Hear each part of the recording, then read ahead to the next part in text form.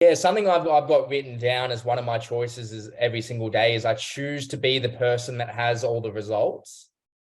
So a lot of the time, sometimes when we're going good in sales or life, we act a certain way. We've got more of a kick in our step and a swagger, or we have more money hit our bank account, or we have a good week in business or sales and things are going well. We're a lot more assertive and confident.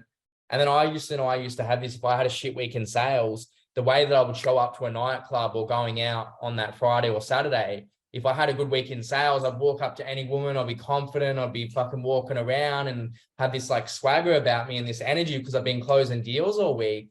And then if I had a shit week, I'd be in my head and I'd just start getting like rejected and I'll just be like a little bit awkward and less confident and have like less self-worth about me just purely from an external result.